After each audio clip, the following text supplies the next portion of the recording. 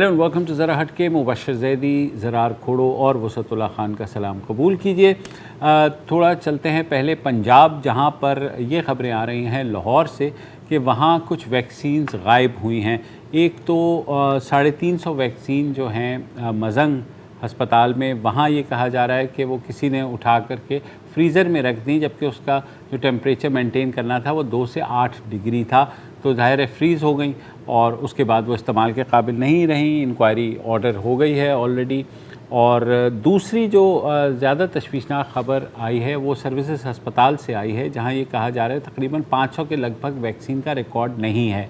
हमने जब रब्ता किया है सिम्स के जो सर्विस हॉस्पिटल के हेड हैं अमजद साहब, उनका ये कहना है कि ये गालिबन ये हुआ है कि रिकॉर्ड मुरतब करने में कहीं कोई मसला हुआ है, क्योंकि पिछले कई चंद माह में 3 MS तब्दील हुए हैं सर्विसेज हॉस्पिटल के, तो वहाँ कहीं कुछ वो हुआ है। लेकिन अंदर डॉक्टर्स ये कह रहे हैं कि कुछ वैक्सीन्स जो हैं वो लगाई गई हैं ऐसे लोगों को जो आउट ऑफ टर्न थे या जिन्होंने क्यू जंप की, उन्होंने अब जान पहचान लगाई, या वो वज़रा थे या वो ब्यूरोक्रेट्स थे। इस बात की तहकीकात का ऐलान जो है वज़ीर आला पंजाब उस्मान बुज़दार कर चुके हैं और उन्होंने नोटिस भी ले लिया है।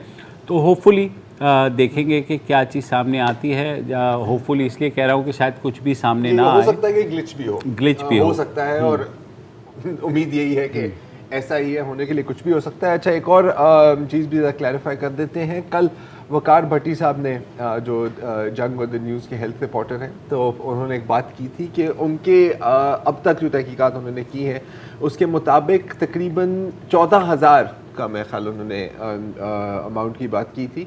14,000 लोग सूबा सिंध में उन्होंने आउट ऑफ टर्न वैक्सीनेशन की है, ये वकार भट्टी साहब का कहना था यहाँ कल इस शो पर। तो आज सिंध हेल्थ डिपार्टमेंट की तरफ से इसके ऊपर एक वजाहत का एक्सप्लेनेशन नोट आया है, और वो ये कह रहे हैं कि जब वैक्सीनेशन ड्राइव शुरू हुई थी और उस वक्त आपको पता है कि सिर्फ जो health care front line health care workers थे उनकी वैक्सीनेशन हो रही थी, तो उस वक्त उनके मुताबिक जो निम्स है, नेशनल इम्यूनाइजेशन मैनेजमेंट सर्विस, जो आप वेबसाइट पर भी जाते हैं तो वही चला रहे होते हैं, 1166 वही चला रहे होते हैं, उस वक्त वो फंक्शनल नहीं थी।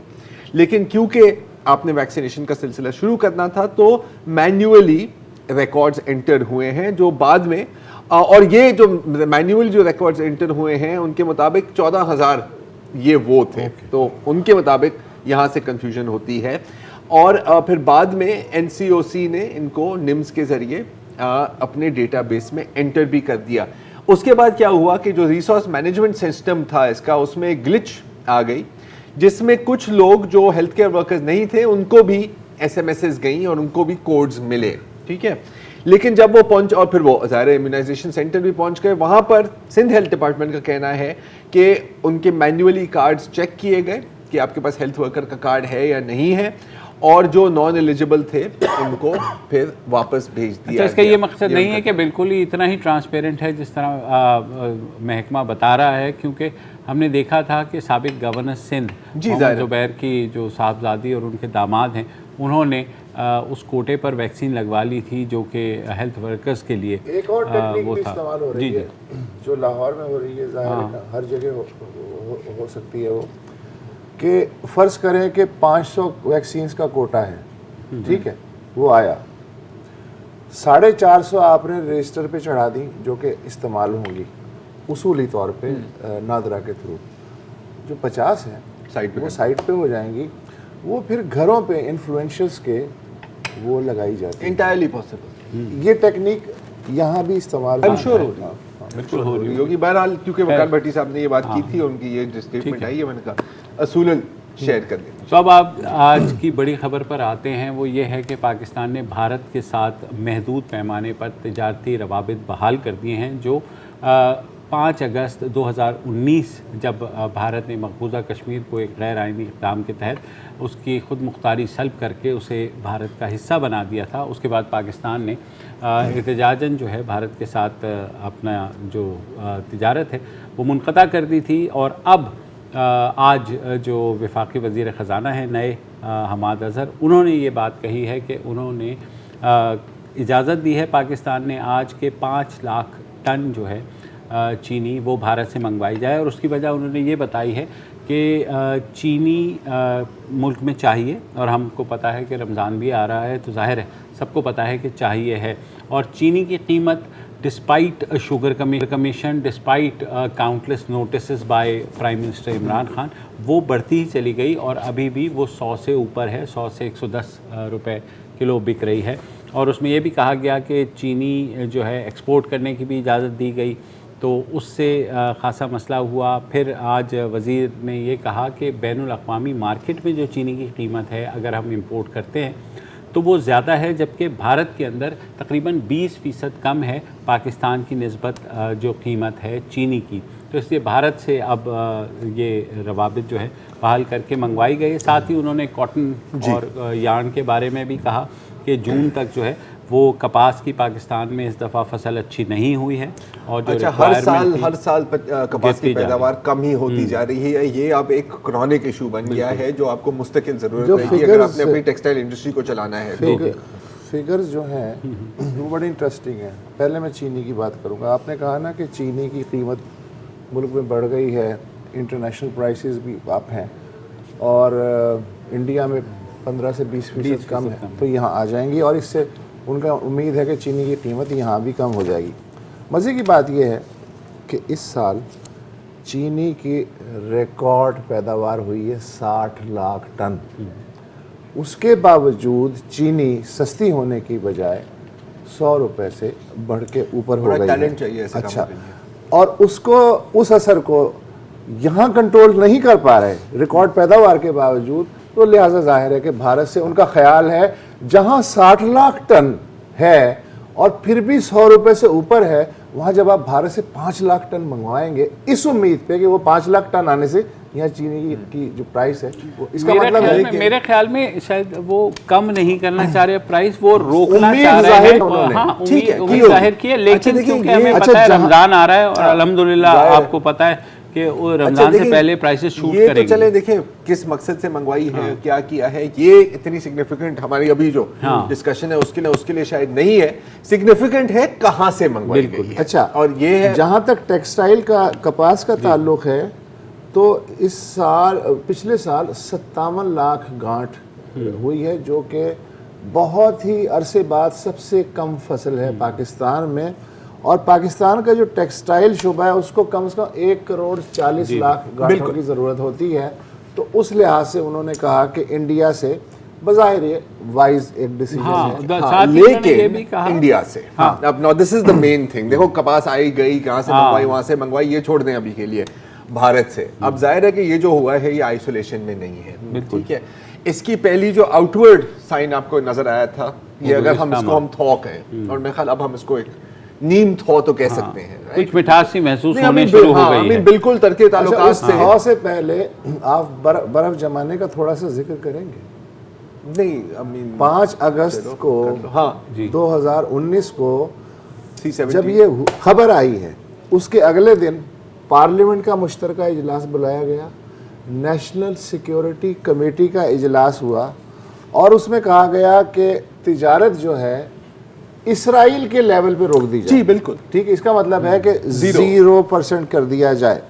अच्छा, हत्ता कि जो पाक अफगान ट्रांजिट ट्रेड में भी अगर कोई मेड इन भारत है शय, तो वो भी हराम करार पाई। इंडिया ने उससे पहले वो बालाकोट का था, फरवरी 2019 का मोस्ट फेवर्ड नेशन का जो स्टेटस था वो वापस कर लिया था। अच्छा, और 200% ड्यूटी पाकिस्तानी चीज़ों पे बढ़ा दी थी। मतलब ये है कि आप भी तशरीफ़ ना लाएं। अच्छा, पहली बार फिर मई 2020 में, यानी बालाकोट के तकरीबन सवा साल के बाद दवाओं पे से बैन उठा, पाकिस्तान ने दवाएं मंगवाना शुरू कर दी। और बाकी देखिए ये सब कुछ सही है। देखिए ये हम सब जानते हैं, ये तो हमारे सामने हुआ है ना यार। व्यूअर्स की बैकग्राउंड बिल्कुल सही है, व्यूअर्स को भी अब पता लग गया। अब जरा आगे की तरफ देखते हैं, या थोड़ा सा पीछे फिर आगे, ठीक है। ये जो करंट थॉ है ये कहाँ से शुरू होती है? बज़ाहिर पहले आप देखते हैं जो हमारे नजरों के सामने, ऑब्वियसली बैकग्राउंड में पहले चीजें चलती रहती हैं, we all know this. Ceasefire होती है लाइन ऑफ कंट्रोल में, ठीक है। उसके बाद क्या होता है, थोड़ा सा आप नोट करते हैं कि दोनों साइडों की रेटरिक हल्की सी कम होती है।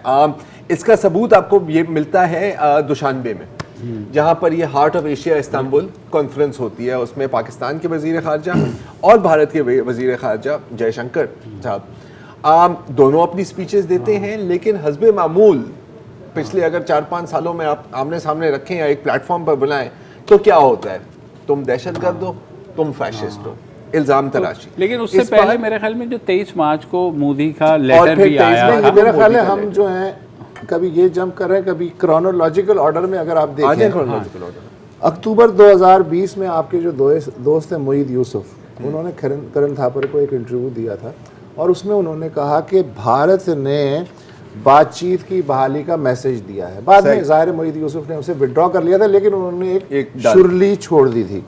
अच्छा, उसके बाद फरवरी के शुरू में पीएफ एकेडमी में जनरल कमर जावेद बाजवा ने जो खिताब किया, उसमें उन्होंने एक जुमला ये कहा था कि वक्त आ गया है कि हम हर समत में क़याम अमन के लिए हाथ बढ़ाएं। ठीक, फरवरी के पहले हफ्ते में।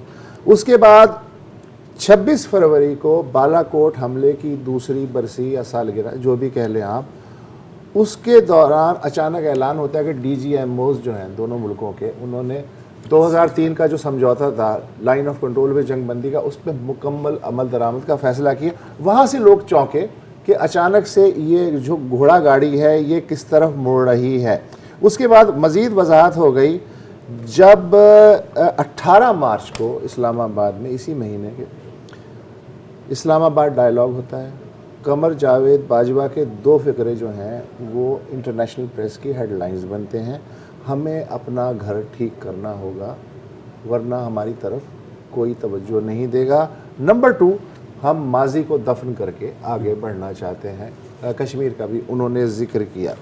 तो वहाँ से अंदाज़ा हुआ कि जी पाकिस्तान की ख्वाहिश ये है। फिर 22 मार्च को मोदी का ख़त आता है, 23 मार्च का जो यौम पाकिस्तान है उस पर मुबारकबाद का पैगाम दे, वो फिर मज़ीद अनहोना था। उसके बाद जनाब अल्लाह आपका भला करे 29 को, हाँ, एक हफ्ते बाद इमरान खान जो हैं वो जवाब देते हैं और वो जवाब भी बड़ा मज़ेदार है जी, उससे अंदाज़ा हो सकता है। अच्छा, फिर 23 मार्च को 2 साल बाद वाटर कमीशन का इजलास नई दिल्ली में शुरू होता है। तो ये पैदर पे 2 हफ्ते की जो पेशरफ्त है जो कि पिछले 5 साल में नहीं हुई थी, तो उससे एक सवालिया निशान पैदा हुआ कि यार अगस्त 2019 में हमने कहा था कि या तो कश्मीर या कुछ नहीं, आर्टिकल बहाल करो ये वो। उसके बाद ये अचानक से क्या चमत्कार हुआ कि इस मार्च के महीने में ये सारी चीज़ें तेज़ी से होने लगी। और अभी आगे क्या होगा वो आपको वक्फे के बाद बताते हैं।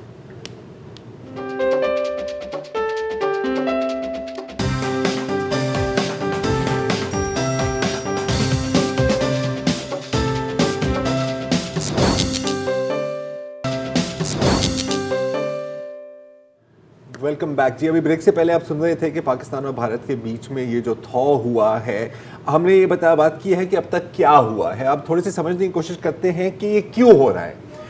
एक चीज़ में तो मेरा ख्याल है कि कोई हम में से कोई डिसएग्री नहीं करेगा कि हमें, मतलब पाकिस्तान को अमन की ज़रूरत है, बल्कि इस पूरे खित्ते को अमन की ज़रूरत है ताकि हम डेवलपमेंट पर फोकस कर सकें।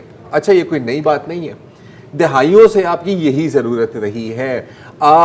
बदकिस्मती से माजी में जब इस तरह की कोशिशें की गई तो या तो वो फिर सैबोटाज होती हैं या तो फिर अगर सिविलियन करें, अगर तो वही मैं कह रहा हूँ ना कि फिर अब या तो आप गद्दार बन जाते हैं या मोदी के यार बन जाते हैं। उम्मीद है कि इस बार ऐसा नहीं होगा। उम्मीद क्यों है? अच्छा, उम्मीद इसलिए है क्योंकि मैं दोनों एक पेज पे, दोनों एक नहीं वो भी, और अगेन देखिए एक जुमला कहा जाता है कि सिर्फ निक्सन चीन जा सकता था, क्योंकि निक्सन यूएस एस्टैब्लिशमेंट का बंदा था, राइट विंगर था, रिपब्लिकन था। राइट विंगर पर कभी गद्दारी का इल्जाम नहीं, बीजेपी अमन कायम कर सकती है। अच्छा, वहां पर भारत की साइड पर बीजेपी है एंड मोदी, ठीक है। कांग्रेस करे तो फिर आपको पता होगा क्या हाल होगा, और कांग्रेस का वैसे भी क्या वजूद बच गया, वहां पे जीरो है वो। यहाँ पर इसका ट्रांसलेशन होती है कि अगर एस्टैब्लिशमेंट सपोर्ट करे तो क्लियरली राइट लीडरशिप की रजामंदी जरूरी है, और वो बज़ाहिर आपके पास है। अच्छा, अब दो दुश्मनों में, अब लोग कहते हैं कि आप दुश्मन के साथ सुलह करेंगे तो दुश्मनों के साथ ही सुलह की जाती है, दोस्तों के साथ तो पहले से सुलह होती है ना बॉस। जब या तो आप लड़ कर थक जाएं तो फिर कोई कॉम्प्रोमाइज होती है, या आपका म्यूचुअल इंटरेस्ट होता है, और वो म्यूचुअल इंटरेस्ट इसमें यह भी हो सकता है कि दोनों साइड टाइम बाय करना चाह रही हैं। हमें टाइम की जरूरत क्या है? देखिए, कश्मीर आर्टिकल 370 आपने जिक्र किया, वो हो गया। Let's face facts, we can do nothing about it practically.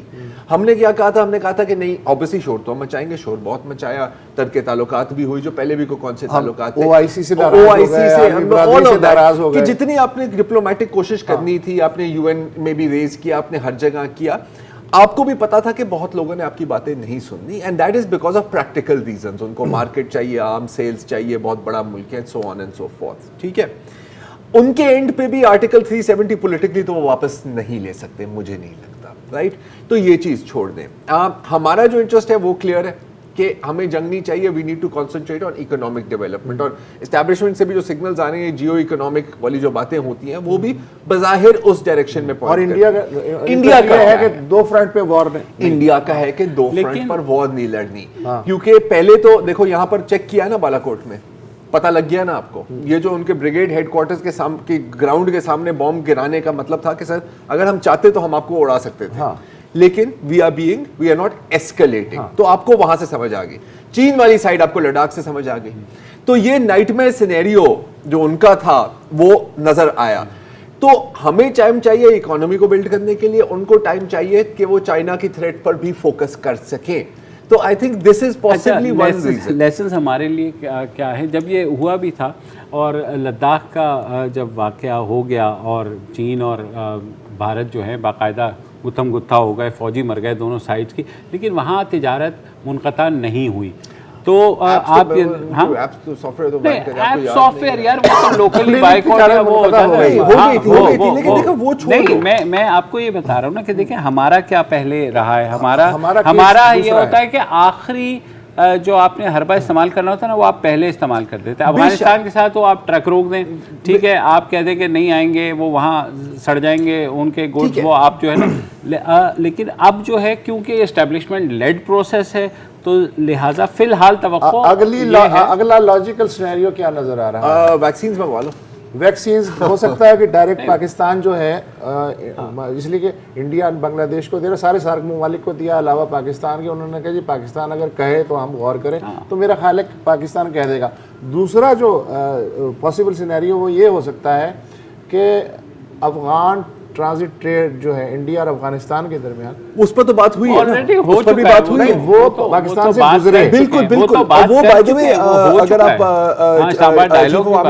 पूरी स्पीच देखिए ना, तो उसमें इसका बकायदा मेंशन है टू इंडिया, ये जो आपकी बात नॉर्मलाइज होना है। बिल्कुल बिल्कुल बिल्कुल, लेकिन वो तो उन्होंने कैटेगोरिकली कह दिया आर्मी, ठीक है ठीक है। देखो यार, नोटिफिकेशन नहीं आई, मैं मानता हूँ, ठीक है, लेकिन कह दिया, हम अभी के लिए हम यही बात कर सकते हैं, indication they the.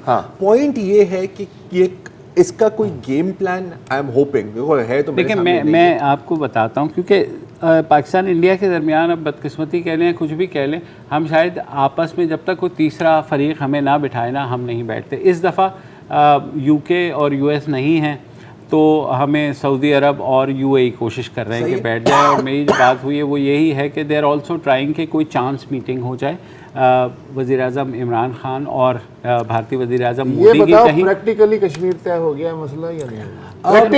Practically not theoretically, practically I think yes. मैं पहले कब से बोल रहा हूँ, देखिए ये कहते हुए अच्छा नहीं लगता, आई बी क्वाइट क्लियर, ठीक है, मेरा दिल कुछ कह रहा है, मेरा दिमाग कुछ कह रहा है, अभी मैं सिर्फ अपनी दिमाग की सुन रहा हूँ। देखिए मिलिटरीली कोई सोल्यूशन नहीं है इसकी, डिप्लोमेटिकली भी कौन सी सोल्यूशन है? रेटरिक काम डाउन होगा, लेकिन मेरा ख्याल है कि डी फैक्टो, ठीक है, जो लोग अभी ऑपोजिशन में ये भी कह रहे हैं ना आपने कश्मीर का सौदा कर दिया, मेरा ख्याल है उनको भी पता है कि इस पोजीशन में कोई कुछ नहीं कर सकता। लेकिन मसला पता है क्या होता है? मसला हमारे यहाँ यही होता है कि वन पेज जो है ना, जब कोई भी वज़ीर आज़म आगे बढ़ता है और भारत से अमन की बात करता है, कहीं ना कहीं जो है एस्टैब्लिशमेंट जो है ना वहाँ पर वो करते हैं, वो तो हम बात कर लिए कह चुके हैं। नहीं, अभी तो आप कह रहे हैं ना वन पेज पे। सर उधर बीजेपी अमन ला सकती है इधर आर्मी इस्टेब्लिशमेंट की तायद के बगैर अमन नहीं हो सकता। उसकी यार हिस्ट्री में मिसालें बिखरी पड़ी। अयूब खान ही मुश्तरका दिफा का माहदे की ऑफर कर सकता था, उससे पहले किसी सिविलियन वजीर आजम ने नहीं की। जनरल जिया ही क्रिकेट डिप्लोमेसी जो है राजीव गांधी के साथ कर सकता था, और उसके अलावा बहुत हिस्टोरिकल फैक्ट्स हैं। मुशर्रफ ही आगरा जा सकता था और कह सकता था कि पाकिस्तान की जमीन जो है वो लेकिन जब Nawaz Sharif as it is वो करता है, या बेनजीर जब सिखों के मामले पे बात करती है, या जरदारी सदर बनते ही कहता है कि मेरी प्रायोरिटी इंडिया से ताल्लुकात की बेहतरी है, तो फिर वो मोदी का यार हो जाता है, गद्दार हो जाता है। ये बिल्कुल, तो ये एक लाइन ऑफ डिमार्केशन वाज़ेह है। This is our historical legacy, ये हमें पता है, ये हमें पता है। और देखिए आगे जाते हुए वन पेज पर होंगे नहीं होंगे अभी स्पेक्यूलेशन है। मैं इस पे बात करना चाह रहा हूँ सिंपली, और मुझे पता है कि टाइम अब खत्म ही हो गया है, लेकिन इस खित्ते को किस चीज की जरूरत है यार? आप देखें stability, and not just that यार, आप बात कर रहे हैं ना ट्रेड की, कौन सी ट्रेड होती है हमारी? I mean, इतना बड़ा बॉर्डर है, ठीक है, दो मुल्क बराबर में है, हम यूरोप से माल मंगवा लेंगे, हम वहां से नहीं। दुनिया का सबसे बड़ा ट्रेडिंग ब्लॉक है, दूसरे number. It should be, technically it should be, लेकिन नहीं है, क्योंकि आपकी रीजनल ट्रेड और कनेक्टिविटी जीरो पर है। तो अगेन आई मीन अनफॉर्चुनेटली इसके डिबेट के लिए तो बहुत टाइम, और भी मौके मिलेंगे आई थिंक गोइंग फॉरवर्ड। अभी के लिए एक वक्फा लेते हैं।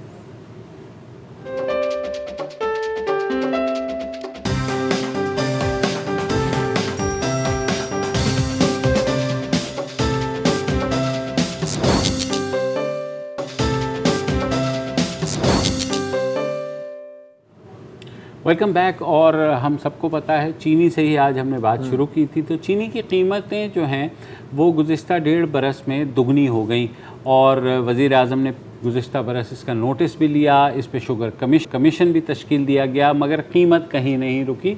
और अब से कुछ 4-5 दिन पहले से ख़बरें आनी शुरू हुई कि चीनी पे कोई सट्टा भी खेला जाता है। ये मेरे लिए बड़ी एक कोई नई बात थी कि चीनी पे कैसे सट्टा हो सकता है। पर आज FIA जो वफाकी तहकीकाती इदारा है, उसने FIR दर्ज की हैं वज़ीर आज़म के पुराने साथी जहांगीर खान तरीन और उनके बेटे के ख़िलाफ़, अली तरीन के ख़िलाफ़, कि उन्होंने मनी लॉन्ड्रिंग की है और जो उनका कारोबार है वो ट्रांसपेरेंट नहीं था। जहांगीर खान तरीन ने इस बात से इनकार किया है, उन्होंने ट्वीट की है और उन्होंने कहा है कि उनके तमाम जो अकाउंट्स हैं, रिकॉर्ड्स हैं, वो सब के सामने उन्होंने शो किए हुए हैं, FBI को भी शो किए हुए हैं, तो लिहाजा ये केसेस जो हैं वो बेबुनियाद हैं। इन सारी जो शुगर माफियाज़ के बारे में हम सुनते ही रहते हैं, तो हमने सोचा कि एक ही दफ़ा हम एक ऐसे सहाफ़ी से बात करें जिसको इन सारी बातों का पता है और मुसलसल वो लिखते भी रहे हैं। हमारे डॉन के सीनियर नामानिगार लाहौर के नासिर जमाल हमारे साथ मौजूद हैं। तो नासिर, आपको सरप्राइज़ हुआ कि जहांगीर खान तरीन के ख़िलाफ़ जो ये केसेस हुए हैं? नहीं मुबशर, ऐसा तो नहीं। केसेस जो हैं ये तो काफी अरसे से हो रहे हैं। नवंबर में भी एक FIR इन्होंने दी थी जिसमें जहांगीर तरीन और दूसरे साहब थे अपना हमजा शहबाज शरीफ जी, तो तभी उन्होंने FIR दी थी, अब फिर FIR दी है, और उससे पहले भी कुछ FIRs दी हुई हैं, केसेस इंस्टीट्यूट किए हुए हैं, कुछ मतलब इंक्वायरीज के लिए भी बुलाया हुआ है, जो कि मतलब जहांगीर तरीन साहब पेश नहीं हुए थे, फिर चले गए थे, वो लंदन चले गए थे। तो इस तरह से तो ये काफी अरसे से चल रहा है, जब से ये कमीशन ऑफ इंक्वायरी की रिपोर्ट आई है शुगर पे, तो ये सब कुछ उससे चल रहा है। तो ये अभी और भी चलता रहेगा, कुछ और भी शायद FIRs और भी हो जाएं इनके खिलाफ भी और लोगों के खिलाफ भी। अच्छा, तो ये जो है कि क्या इन्होंने किया क्या है, क्योंकि आप मुसलसल लिखते भी रहे हैं कि क्या इन्होंने मैनिपुलेट किया है प्राइसेस को, ज़्यादा मुनाफा कमाया है, साथ ही मनी लॉन्ड्रिंग की भी इत्तलात आ रही है क्या सारी सूरत हाल जो आपकी अपनी तहकीकात है? मुबशर, ये जो बेसिकली जो शुगर इंडस्ट्री है, शुगर ट्रेड है, ये बिल्कुल जिस तरह दूसरे बिजनेसेस हैं पाकिस्तान में उसी तरह से है। इसमें ज़रा इनफॉर्मेलिटी ज़रा मतलब है, तो ये एक ऑर्गेनाइज सेक्टर में कहा जाता है कि शुगर, चूँकि मिलें इन्वॉल्व हैं, फैक्ट्रीज हैं, तो इसका मतलब है कि ऑर्गेनाइज्ड सेक्टर है, ऑर्गेनाइज्ड इकोनॉमी में ऑपरेट करता है, फॉर्मल इकोनॉमी में ऑपरेट करता है। लेकिन जब वो हम देखते हैं तो ये इतना फॉर्मल मतलब इतना इस पे वो जो एक ओवरसाइट है चेक्स एंड बैलेंसेस जी गवर्नमेंट कॉर्पोरेट मतलब रेगुलेटर्स की, वो उस तरह से नहीं है, इग्नोर भी किया जाता है बहुत ज़्यादा। तो ये बिल्कुल दूसरे, और ये बिल्कुल टेक्सटाइल भी इसी तरह से चलता है, थोड़ा सा वो ज़्यादा बेहतर शायद होगा टेक्सटाइल इंडस्ट्री, इसलिए कि ज़्यादा चूँकि एक्सपोर्ट ओरिएंटेड है तो कुछ थोड़ी सी बेहतर होगा, मतलब उसमें फॉर्मेलिटी ज़्यादा होगी। तो ये पाकिस्तान में कोई भी बिजनेस है, मतलब चंद एक को छोड़ दें आप, तो उसमें इनफॉर्मेलिटी होती है, तो शुगर में भी बहुत इनफॉर्मेलिटी है। तो शुगर में बेसिकली जो चीज़ है वो ये है कि जो मिल ओनर्स हैं वो गन्ना, उनमें से जैसे तरीन साहब है तो वो गन्ना खुद उगाते भी हैं और उसके बाद खरीदते भी हैं और उसमें शुगर भी बनाते हैं वगैरह वगैरह और सारा। तो कुछ जो है वो उसके बाद जो नेक्स्ट प्रोसेस होता है, जब आपने शुगर बना ली तो आपने उसको बेचना है। तो शुगर मिलें ये सारी शुगर, एक तो ये कि शुगर जो है वो इमीडिएटली बिकती नहीं, वो एक पीरियड, सर्टेन पीरियड होता है 6 महीने का।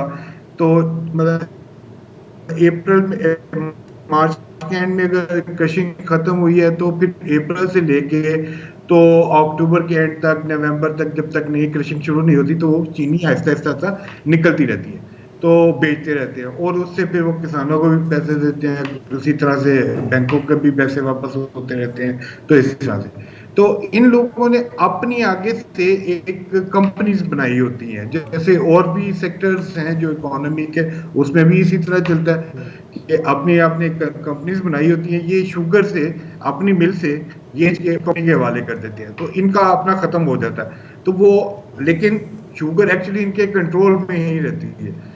तो इस तरह से वो फिर होलसेल में जाते हैं फिर रिटेल तक जो है, मतलब डिपेंडिंग ऑन के कौन मिल ओनर है और उसकी कितनी। नासिर, यहाँ एक छोटा सा वक्फे के बाद आएंगे तो आपसे बातचीत जारी रहेगी।